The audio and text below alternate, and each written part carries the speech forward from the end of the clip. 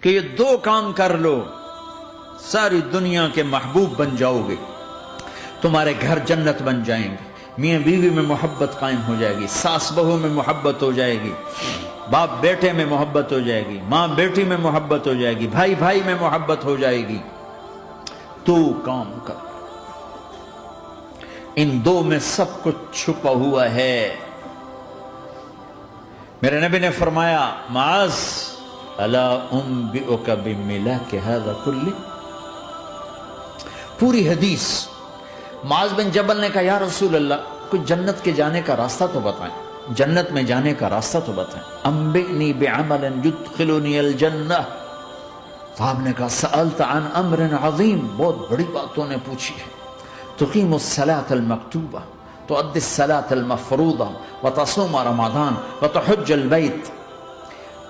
معاذ نماز پڑھنا، روزہ رکھنا، زکوٰۃ دینا اور حج کرنا۔ پھر آپ نے فرمایا ان شئت انبأتک بابواب الجنت، اب اگر تو چاہے تو کچھ اور بتاؤں، جنت کے دروازے بتاؤں؟ کہ جی بتائیں۔ کہ الصوم جنہ، روزہ جہنم اور تیرے درمیان بیچ میں رکاوٹ بن جائے گا۔ الصدقۃ تطفئ الخطیہ، چھپ چھپ کے اللہ کے نام پہ دینا تیرے گناہوں کو دھو دے گا، پاک کر دے گا۔ وقیام الرجل فی جوف اللیل ابتغاء وجہ اللہ، اور رات کے اندھیرے میں کھڑے ہو کر اللہ سے باتیں کرنا، دو نفل ہی پڑھ لیا کرو۔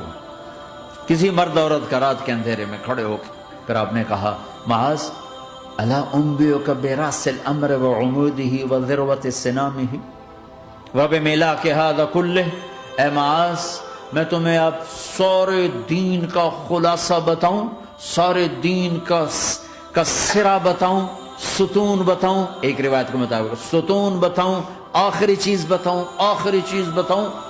کہا جی ما ہوا جی، تو مجھے دیکھنا سارے بھائی۔ تو آپ نے اپنی زبان نکالی اور اسے یوں پکڑا،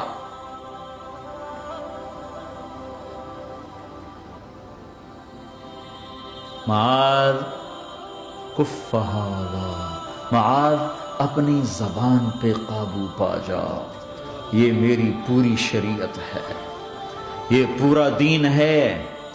یہ کس کو سمجھایا ہے؟ معاذ کو۔ کیسے سمجھایا؟ جیسے چھوٹے بچے کو سمجھاتے ہیں، ایکشن کر کے۔ صرف اتنا بھی تو کافی تھا بھائی، زبان کی احتیاط کیا کرو۔ ایسے سمجھایا جیسے چھوٹا بچہ۔ کیوں؟ کہ مشکل ترین کام ہے،